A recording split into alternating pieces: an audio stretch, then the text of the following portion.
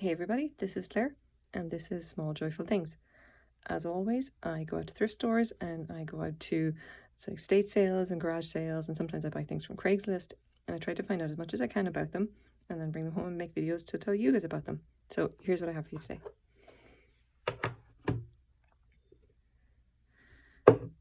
It's quite small. This is a very small little cream jug. Like, you know, creamer would have been originally part of a cream, creamer in a sugar bowl set.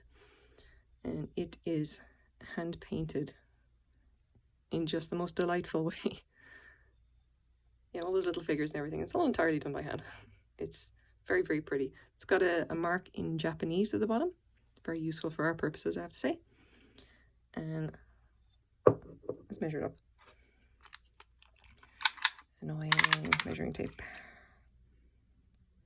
So including the handle, it's about 5 inches across. Then maybe 3 3/4 inches in that direction. And if I can do this, which I probably can't, let's get an idea of how tall it is. About 3.5 inches high. Small. I'm gonna see if I can get it and let you guys actually take a look at the designs.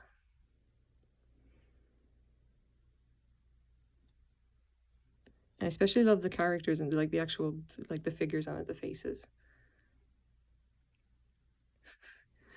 It's like just two women just looking very unimpressed. I kind of like it.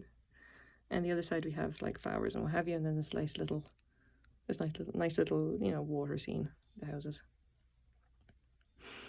Okay, so what have we got here? Okay, this is antique Japanese porcelain. The mark helps a little bit, but it's kind of, it's very stylized. And to be honest, like, who am I kidding? I can't speak Japanese. I'm, not great at this kind of thing. But thankfully, because it's so finely done and because it's so distinctive, we can actually get some information about what it is. So I've got some stuff to show you guys.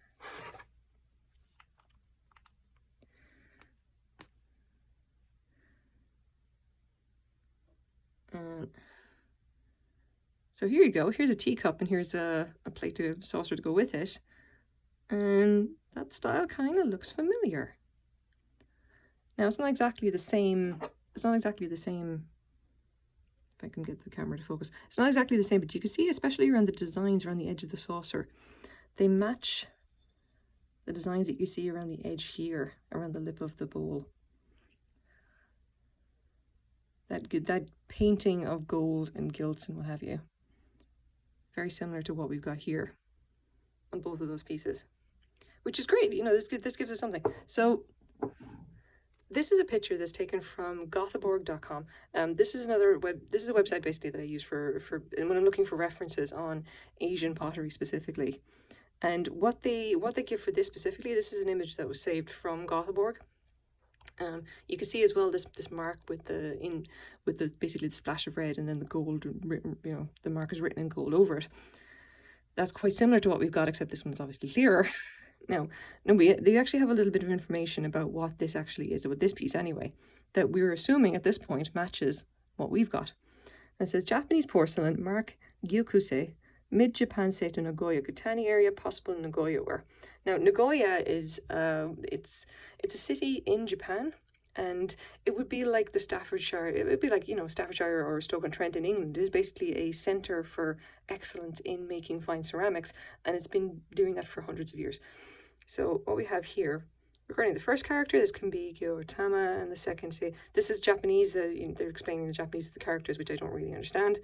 And a normal Satsuma reading would be Giokusei as a town, Tamino is an actor's name, and the date early 20th century. So if I understand this right, we see these marks on quite a lot in a thing called Satsuma ware, which is basically, as far as I know, it's another type of Japanese. It's a type of Japanese porcelain, but just from a different area. And the reading would be Giokusei, and that's going to be a town. So that's interesting. That kind of gives us like the location. So maybe what this means is that basically what the mark says, this was made in a town called Giokusei, and that's where the pottery was. The pottery works, or where they made this. And now the things that I kind of like about this is for starters early 20th century. I'm going to guess that that's like bang on the money. One thing I do know about very old Japanese pottery is that the reds tend to look like this. They have this kind of a dull color, and it's a little bit more orange than what I would call really bright red, especially when they're quite a bit older. Now, the other nice thing about this is that I did some reading, and the patterns that you see, or at least the iconography, is you normally see it for transferware. And for stuff that would have been exported from Japan, you definitely would see transferware. And it'd be these pictures of the geisha basically doing their thing. This one is just is better quality than that, and I don't think this would have been for export because it doesn't have the stamp at the bottom. Early 20th century, at this point, if they're importing into the States at any rate, the 1845 Act would apply. They would have to put something on it to say where it was made.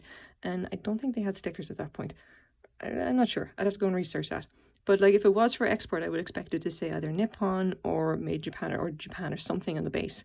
And it doesn't. I think this is probably made for, you know, for local usage.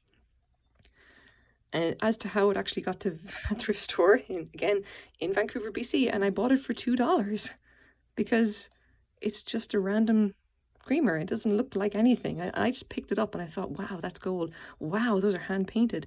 Hey, check out that mark. I think that's old. That's old vintage, definitely vintage, probably antique Japanese porcelain. Because I spent a lot of time on Gothenburg, and I spent way too long just looking at all of the pictures, because I figured that if I'm going to be around Vancouver, I really should know about a lot of, you know, I should know something about Asian pottery because it just shows up so often. And there you go, it's actually paid off, and I found this. So the really lovely thing about this is that all of the lines are just so fine, and they're in excellent condition. There is some minor damage like that. There's a little bit of damage to the paint. You can see there, just where someone would have picked it up, you know, like that, and actually used it to pour. Where your finger is with the greatest pressure, that is the mark there, and I kind of like that. This was actually used, you know. It wasn't just like thrown in, you know, it wasn't just put into a cabinet and just ignored for a while. It's a real shame that the sugar bowl is gone. This is all we've got. I'm pretty sure the set together would have looked really, really lovely. But I mean, just look at that. Look at those tiny little faces. I can't believe that I can't explain to you how fine that detail is. But you can even look at that. You can even see the two of them are just kind of smiling and looking unimpressed, which is lovely. Okay, so what's going to happen to this? This is going to eBay, I think. Pretty sure that someone's going to quite like this. So let's see what we've got. Now, I just started looking around for Nagoya ware. I think actually putting in something like Giokusei is going to be far too specific. So I just started looking at hand-painted Nagoya pottery. What are the latest selling prices on that, and can we get anything comparable? And what I can see is that, like, for hand-painted stuff, for more recent even, you're looking at, you know, $20 to $30. I would say for older than that, you're probably going to start it's going to start costing more. Oh, let's get back. It's probably going to start costing more. Like you see here, this is a vintage Nagoya Nippon hand-painted blue floral chocolate set, which, by the way, is absolutely beautiful. If I can get it to show me the picture. I mean, can you imagine serving hot chocolate in that? You'd feel so fancy. But yeah, this would have sold for like 120 Canadian dollars. I would say that because of the age, this may be worth maybe $30 to $50. I'll have to do some research and kind of make sure that it's priced appropriately. I know someone is really going to like it.